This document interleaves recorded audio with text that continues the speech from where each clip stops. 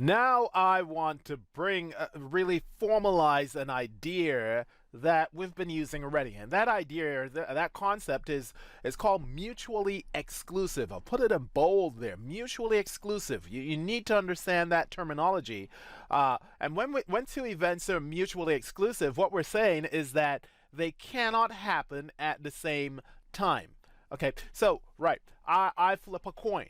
If I flip a coin, I could get a head or I can get a tail in terms of what comes up on top.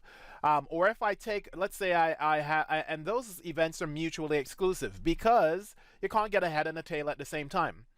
Then, if let's say we have a bag with some counters, then I told you there's red counters and blue counters, and I ask you to take out one counter from the bag. You put your hand in, you're trying to get one counter out of the bag. It's either you're gonna get a red counter or you're gonna get a blue counter. You can't get a red and a blue counter at the same time when you make that pick. So you're picking one counter. When you look at that counter, it's either gonna be red or it's gonna be blue. So those events are mutually exclusive. Can't happen at the same time.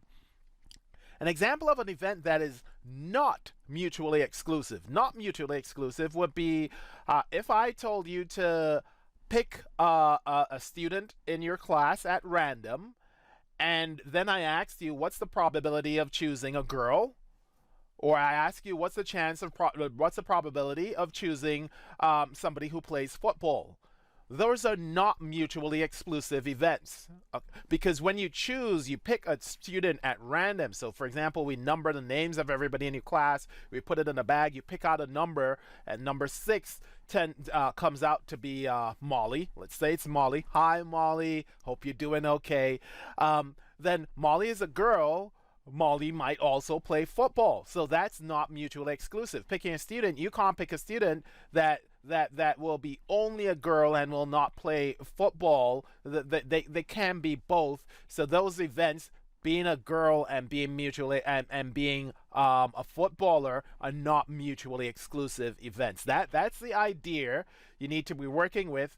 Can the things happen? Can the conditions apply all at once, or it's either or? That's a big idea, and I'm using that word "or" again, which we've been using that throughout in some of the previous tasks.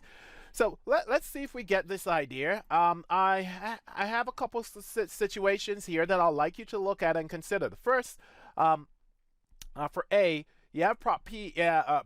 Event A is. Wait a minute, did I forget? Oh, right. Yeah, I forgot a big one. Woo! This is when you don't have a script. Oh, you see, like the prime minister reading, he's gonna have like a teleprompter in front of him, and he's reading through. Me, I gotta have everything in my mind. Right.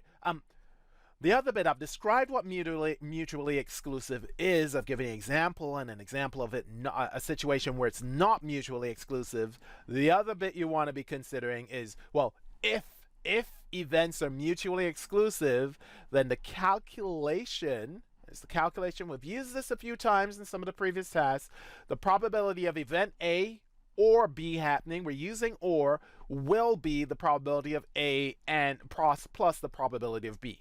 This technique we've been using, it only works when events are mutually exclusive. Later on, Task 31, we're going to look at situations where events are not mutually exclusive and how we can work out those probabilities. It's not just as simple as adding the two probabilities together, but we'll look at that next. Probability of A or B, that's we add when they're mutually exclusive. So we know that formula. Good, right, sorted, covered that, tick that box. Now let's actually just get stuck in and get doing some work with this.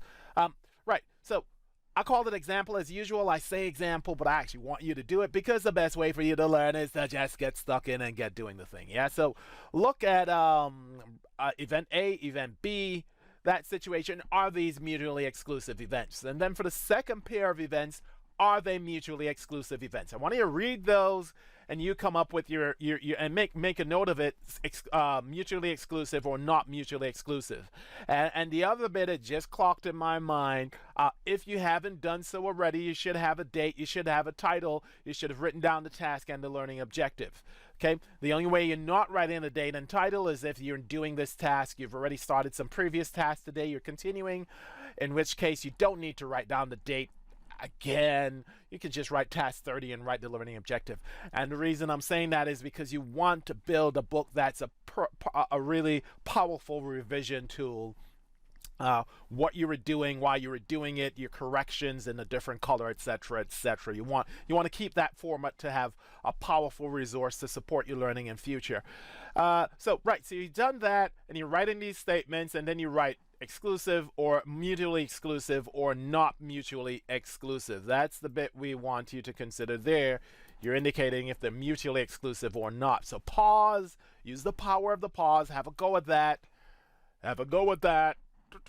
Okay, now you should have done your pause. You should have your answers, and it's for me to talk about it now. And the first one,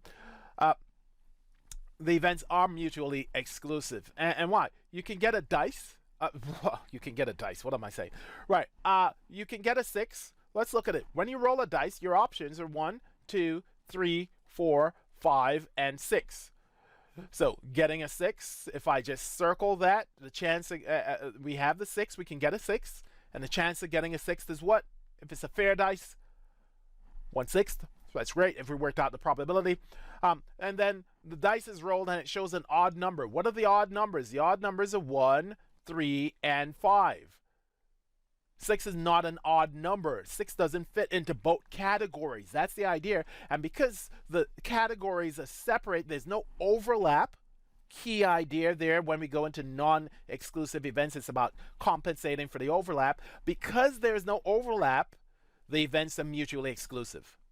So the probability of getting an odd number or the probability of getting an odd number, or if I was to work out the probability of getting an odd number or getting a 6, would be 1, 2, 3, 4. There's 4 ways of that happening. 4 out of 6. If I ask you what's the probability of getting a 6 or an odd number, we have 4 options. 4 out of 6 would be that probability.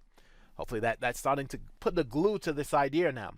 For the second idea, similar to the example I gave with the girl playing football, you pick a child, blue eyes, a left-handed person. Can you have blue eyes and be left-handed? Yes. So those events are not mutually exclusive. They're not mutually exclusive because there's an overlap. You can have blue eyes and you can be left-handed.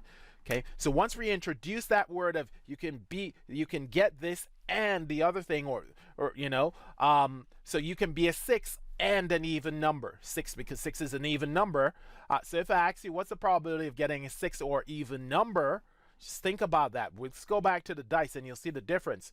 1, 2, 3, 4, 5, 6. If we were to ask you in A, what's the chance of getting a 6 or an even number? Well, let's look at what happens. Getting a 6, that's 1/6. Getting an even number, that's 3 on 6. What am I done just down there? I've added 2, 4. That's 3 on 6. So theoretically, the probability of an even, let's look at it. Probability of an even number is 3 on 6. The probability of a 6 is 1 on 6. So if I did the addition, I'll have the probability of an even number plus the probability of the 6. And I'm going to say it's 3 on 6. 3 on 6 plus 1 on 6, giving me 4 on 6. But that's wrong because you can clearly see the chance that there's only 3 different ways of giving an even number and a 6 or a 6 or. Gotta keep saying it. Getting an even number or a 6, there's only 3 ways. When we do the listing, there's only 3 ways to do it. It's not going to be the probability of even plus the probability of 6. That formula doesn't work in situations when the events are not mutually exclusive. Okay, right. So hopefully that brings home the idea of identifying exclusive, mutually exclusive, and not mutually exclusive events. And then going further, it gets across the idea of why that formula, this idea that, that formula that if I want A or B, that I can add probability of A plus probability of B. The only time this works for or is when events are mutually exclusive, when there's no overlap. When there is an overlap, we need to use a different method, which we'll explore in the next lesson, okay? So, right. So, I think I have dealt with that okay. I hope you agree with that as well. And the only way to find out is for you to try some questions. And you know what? I've come up with this new idea. I don't know why I thought of it, didn't think of it before, but I'm not going to use the E references. I'm not going to talk about examples and this idea of worked examples. So this is P0. In other words, it's the problem that you will do, that you will try, but I will go into detail, a significant amount of detail in terms of working it through after you've tried. So pause, have a go, using the ideas we've built so far. Can you answer A, B, and C? And to help with that, I have put that key piece of information here that if A and B are mutually exclusive events, only if they're mutually exclusive events, then the probability of A or B happening is the probability of A plus the probability of B. So off you go. You have the questions, the combinations we're interested in the table. Let's see what you come up with. Use the power of the pause. The power of the pause is yours. Off you go. And now, thank you. You have freed me. Just like the genie coming out of the lamp, I am free to go through the question. Thank you. Thank you so much. You've taken me out of my lamp. And A, part A. Let's pop up the solution. The solution is there because with all this probability stuff, space is a premium. But let's talk about it. We wanted for A, the probability of Coca-Cola. Whoa, I keep doing that. You can't do the branding. I'm not advertising. The probability of having a cola or a lemonade, any cola, Dwayne Cola, Dad Cola, every cola. Okay, woo. Cola or lemonade will be probability of cola plus the probability of lemonade. Why? Because these are mutually exclusive events, okay? He buys a can of drink, the probability of selecting a particular brand. That's what we're thinking. He select the brand, this brand, or he'll select the other brand, okay? That's what we're thinking about there. That's the concept we're working on. Don't start an argument about he can pick more than one. Yeah. Let's not go there, okay? We're not going there. Probability of cola or lemonade. We want to add. We have a half plus 1/9. The probability of cola is a half. Probability of lemonade is 1/9. This introduces a new piece of work that becomes different to what we were doing before, because now we have to add fractions, but the denominators are different. So in many ways, we've now added a layer of complexity. It's not just dealing with probabilities. It's also dealing with, do we now to add fractions when the denominators are different? And, well, to add fractions, the denominators need to be the same. So what you're looking for is the lowest common multiple, or because they're denominators, some people say the lowest common denominator. What is the, we have a half, we have a ninth. What's the smallest number that's in the 2 times tables and the 9 times tables? That's what we're thinking about. Smallest number in the 2 and 9 times tables, and that's 18. It happens, 9 2s are 18, but please do not think that it's always multiply the denominators. There could be a smaller number, and it's the smaller the numbers you're working with, the easier to do the calculations on a non-calculated paper. So a half, whatever you do to the denominator, you need to do to the numerator. So if my lowest common multiple is 18, multiply 2 by 9 to get 18, so the 1 needs to be multiplied by 9. That's where 9 on 18 is coming from. Similarly, 1/9, what do I multiply the 9 by to get 18? I'm multiplying by 2, so the 1 needs to be multiplied by the 2, and that's how we get 2 on 18. Now that the denominators are the same, we could add the numerators. The top numbers, and 9 and 2 is 11. So the chance of getting cola or lemonade, 11 on 18. 11 on 18. The same rule applies. We need to add the fractions, or if it was decimals, we would add the decimals. In the case of fractions or percentages, we'll add the percentages. In the case of fractions, the denominators have to be the same. Be mindful of that. So if that was something that was a problem, you have a chance now, based on what I've just shown there, using the lowest common multiple, lowest common denominator, to try B and C if you haven't done so already. I'll pop up the question to make it easier. We're going back. You have B and C. You have the full question there. If you haven't done B and C, you have a chance to pause and go on. Use the power of the pause again. I'm now going to do B. So power to pause if you need to try. I'm going to do B now. So B. B, here's the answer, the solution for B. We want fizzo. I love that. Fizzo, a fizzy drink called fizzo. Fizzo or lemonade. They're mutually exclusive events. Only because they're mutually exclusive events, the probability of A or B is the probability of A plus the probability of B. So in this case, we want to add, we're adding 1/9 and 1/4 and 1/9. Fizzo first, 1/4 and 1/9. The same concept applies. The denominators need to be the same. So you're asking yourself, what's the smallest number that goes into 4 and 9? In this case, it is again the multiplication. 9 fours are 36, but please, that will not always be the case. Just in terms of finding that LCM, lowest common multiple, so denominators, we say lowest common denominator. If I start with 9s, if I do the 9s and the 4s, start with a bigger number, you just keep going up in the 9s times tables until you get a match in the 4 times tables. So 9, then 18. 18 is not in the 4 times tables. You have 12, you have 16, it's close. Then 27. 27 is definitely not in the 4 times tables. Why is it definitely not? Exactly, because it's an odd number. It's an odd number, so it can't be in the 4 times tables. And then the next number, 36, you get that 36, and if you keep going up into 4 times tables, 20, 24, 28, 32, 36, so you get that match there. So you can see that's your method of identifying the factors. Okay, I need to shift. I'll leave that there. That's fine. What I'll do is just shift this one across so we don't get disturbed by that. Ooh. Okay, right. So let's finish off there. It's just showing you the method of how you can get that lowest common multiple. Now that we know the lowest common multiple, again, we're gonna do. How did I get? What did I multiply 4 by to get 36? 9. So 1 needs to be multiplied by 9 to get 9 on 36. What multiplication did I do to 9 to get 36? By 4. So 1 multiplied by 4 to give me 4 on 36.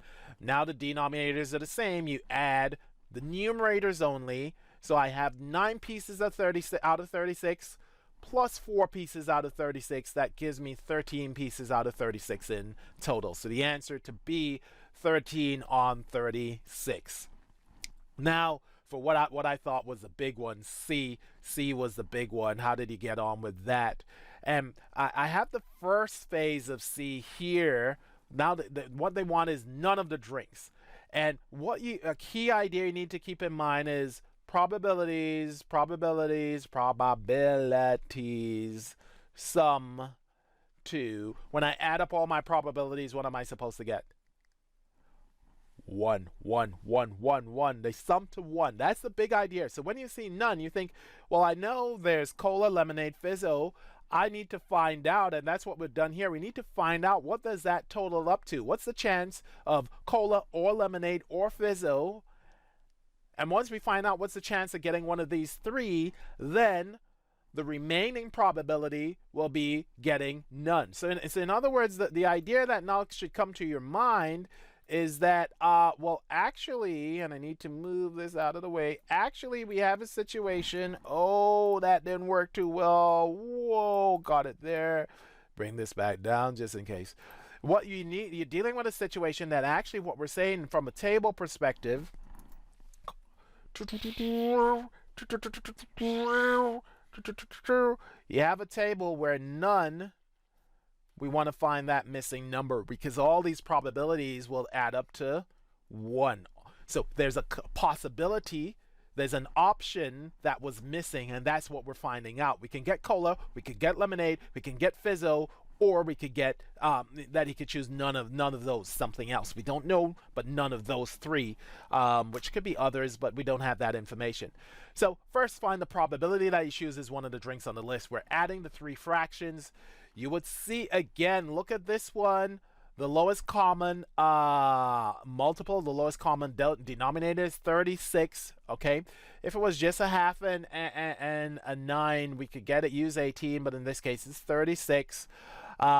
We follow the same process we went through before in terms of how we add the fractions, and we're multiplying by 9. 2 times 9, whoa, 2 times 18, sorry, will give me 36, so I multiply the 1 by the 18, the 9 by the 4 by the 9, the 1 by the 9, the 1 by the 4, so showing you there how we got those three fractions, and then we add the numerators. We have 31 on 36, 31 on 36, and the final bit, the final bit to finish the job, let's move to a new slide, I'll clean off all of this. The final bit to finish the job was that then if we want to find out for none, that new category that we have, none is the new category that we have, it would be the sum subtracted from 1. So what I want now is 1 take away 31 on 36.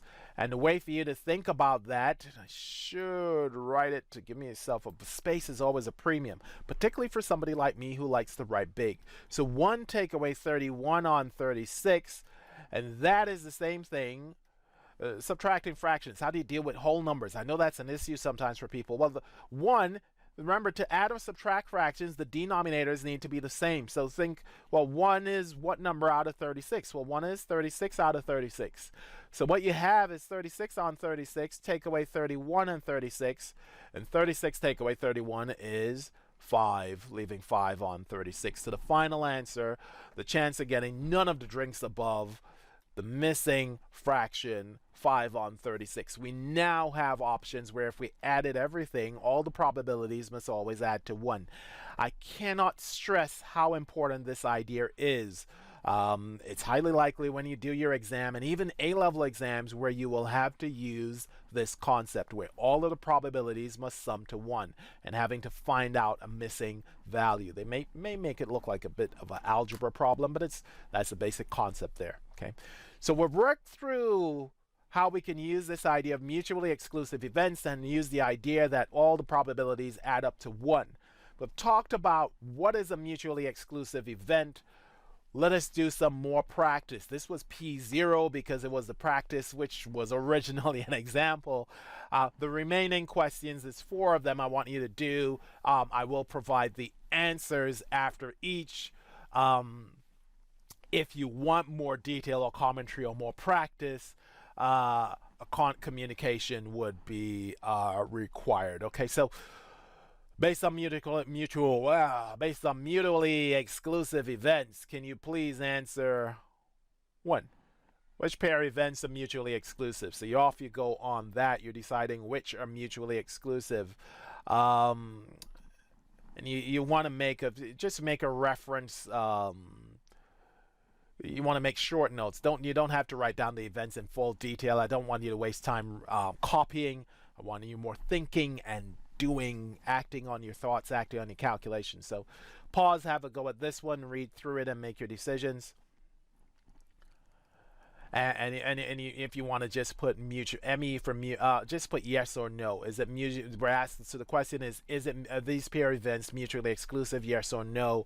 Or you put ME, not ME. That's fine as an option. Right, you can win football or you can lose. You can't win and lose at the same time, you know. So that is a pair of mutually exclusive events. You had the power of the pause. You still have the power of the pause to do the rest of them. Okay. For B, the idea, diamond in the pack, selecting a king. You can get a king of diamonds, can you not? Can I get a king of diamonds? Yes, I am. Yes, I can. So that means it's not mutually exclusive. Okay, the first one was yes, it's mutually exclusive. B, not, and I've given you the reason because you could get a king of diamonds. Okay, so those are not mutually exclusive events. And you can see combination. If you can get that combination, you can be both, or then it can't be mutually exclusive. It goes against the idea of mutually exclusive. For C, arriving, not arriving early, arriving late. What happened there? Arriving early, not arriving early is the same thing as late, isn't it? Language. It's the same thing. So this is not mutually exclusive. And yes, I am talking about these, but that's because the thought process, the others aren't honest. You'll just get the answers. Yeah, right. D. Where I'm at for this one. Selecting an ace from packs, selecting a queen from a pack of cards, selecting an ace from a pack of cards. The ace is one type of face card. A queen is another type of face card. They're different face cards, so this is a mutually exclusive event. So mutually exclusive, not mutually exclusive, not mutually exclusive, mutually exclusive. That's what we were looking at there. Yes, no, no, yes. Yes, no, no, yes. Okay, right. Because I gave you all two sets of instructions. Yeah, yes, yes. And the last one, it rains tomorrow. It is sunny tomorrow. It's not, well, this is an interesting one. Rainbow, rainbow. Da, da, da, da, da, da, da. Have you ever seen it rain and be sunny? No. Tomorrow is an entire day. So can the sun be shining and rain falling? That's one thing to consider. And then the other thing, if that doesn't satisfy you, I think I've seen that before in my life. Have you? Or the other bit is that, well, can we have sun in the morning and then rain in the afternoon? It's all the same tomorrow. So are these things mutually exclusive? Not. No, they are not mutually exclusive. The last one, E, is not M-E. Rain and sun. I can put what I can put there is rain in the morning, sun in the afternoon. Same day. It's all the same day, so it's not mutually exclusive. So those are your answers there. Hope all that makes sense, and hope it even gives you a deeper understanding of mutually exclusive. And let's go on to a second problem for you to do. Off you go. Power to pause. Use your pause. Off you go on that one. The answer you should have, you had the power to pause. The answer you should have, why do I like write it? I should write. The answer you should have is 0.3. 0.3 should be your answer because the probability of winning is 0.4. Win, lose, or draw. Win, lose, draw. Yeah. 0.4, 0.3. What's the missing number? They all have to add up to 1. So 0.4 plus 0.3 plus what number is equal to 1? That's the logic you should have been working with. Question number 3. Woo! Question number 3. This is what you're looking at now. Red or pink? Pause. Use the power of the pause, please, to do the question. Requires a bit of work there. Whoa, my pen fell down. That's the time you will have before I return from the power of the pause. Oh, and you might actually have more time than that because where did I put that pen? Uh-oh, teacher in trouble. Teacher lost pen. I will be back. I'll be back. The pen has returned. Oh, I gotta keep my eye on just making sure the pen is actually in the screen, Doing video is not that easy, pen. Look at the pen. Look at the pen. Look at the pen. Look at the pen. Right, you had your time. You're watching teacher doing silly stuff with a pen. You should be doing your work. And okay, right. Let's get going. Come on, let's face it. If it was all work and you weren't able to let your hair down, just let it down and have a bit of a laugh, it'll get a bit boring, won't it? It's boring maths class. This is how you do the maths question. Now do the maths question, and this is come on, go have some. You're enjoying yourself. Go be enjoying this. This is fun, but and it's a social thing as well. Learning, thinking, learning together. It's a social experience. So you just go chill and get on with it. Get on with it. Right. Question number 3. Where am I at? How many counters did he have in total? What we're looking at here, 15 counters? You got 15 counters? That's the first thing you needed. It's 6 and 5, and 5 is 11 and 4, 15. So 15 counters in total. So your starting point, all your fractions, you probably would have worked with a denominator of 15. And for A, then either red or pink.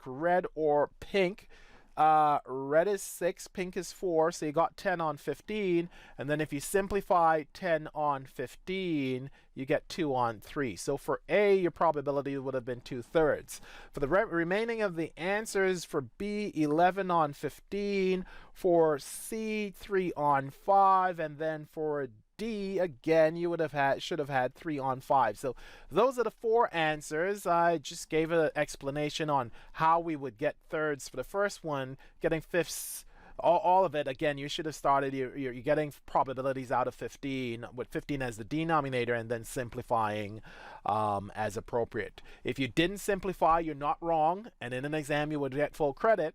It is up to you to decide if your answer is 3 on 5. So 3 on 5 is what fraction on, what number on 15. So you can decide for yourself if your answers are correct and mark your work without simplifying. And finally, last one I want to look at. Dun dun dun. Does this look familiar? Dun dun dun.